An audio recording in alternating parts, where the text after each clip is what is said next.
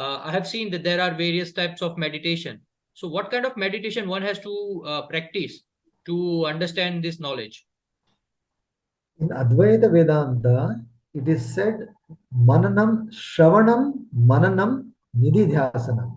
So Shravanam is first you hear from the master, the guru, the scriptural truths. Then by Mananam, you slowly overcome your doubts. Whatever doubts you have, you keep thinking. Then you go to the guru again, you go to the scriptures, you ask the same question, you try to find out answers and clear your doubts. Slowly, when your doubts are cleared, then you go for Nididhyasana. That means now you're slowly. For example, when we were young, parents gave us a name. Then they started calling us by that name. So it took us some time for us to register that so and so is my name. Right? Now that name has become us. So even in when you are asleep, when somebody calls very loudly your name, you'll get up. Or while you're working in a market, crowded market, and somebody shouts your name, you're bound to turn your head and find out, "Oh, who's calling me from where this who correct." So your knowledge has become your own. It is not different. You will respond to that. Similarly, when you understand that my nature is not different from the ultimate reality of the truth, that can happen by nididhyasana. And the same thing when you sit in silence and see, meditation is not something which you do. Meditation is your own real being. So what happens is different techniques are advised by different gurus based on the suitability of the disciple. What suits you best? That is the reason different techniques of meditations are given, but ultimately it is to still the mind which is full of desires, full of thoughts. So when you go beyond the thought and understand the source of the thought, then you know who you are. So from there comes the concept of oneness in Advaita Vedanta, that we all are one. We all are one, same. True, we all are really one. For example, just now we spoke about gold ornaments. So suppose you keep 5 or 6 different types of ornaments on the table and ask somebody who is new to what you call, who doesn't know anything about gold. He just sees the ornament. He'll say, you may ask, what is this? He may say, this is a ring, this is a bangle, this is a necklace, this is a pile. So he will see only the form, but he will never say it is gold. But if you take all ornaments to a shop and then try to sell, it will be just weighed and you'll pay for the gold.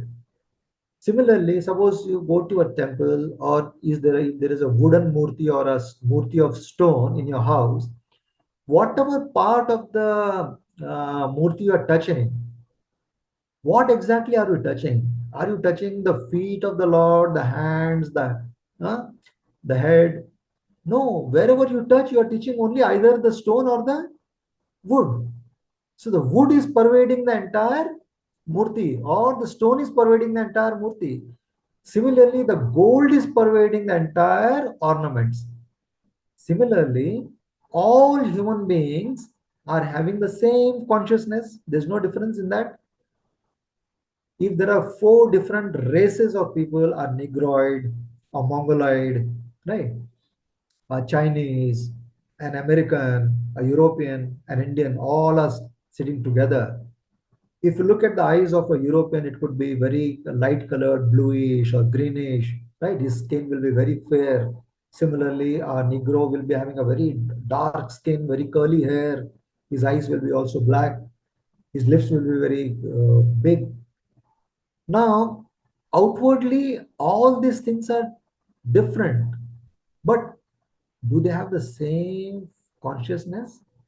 Let me give one more example. Suppose you feel thirsty and you go to someone's house and say, give me a glass of water, right? Now, suppose you specify that if you bring water only in a golden glass, I'll feel what do you call my thirst, I'll feel satisfied. Or if I say I need only what you call silver glass, or a stainless steel glass, or a brass glass, or a bronze glass, no. Even if the water is brought in a mud pot, it will quench your thirst. So water is what is important. So not the vessels. Outwardly, the vessels are all different, but the content in all the vessels is the same water, which will actually quench your thirst. Similarly, all people outwardly they may look different, but in essence, the life energy or the life force within each body functioning is the same. Like in your own home, there is a air conditioner, there's a fan, there is a heater. Hmm. So many different appliances. Now each appliance is actually doing something different. Air conditioner it is giving you a feeling of very cold air. uh, Temperature is coming down. In a heater the temperature is rising. In a fan there is a mechanical motion. In a mixie it is doing something else. But electricity is one, it is not different. Correct. So similarly, the oneness of all human beings is understood only in Sanatana. That's why we don't have any conflict.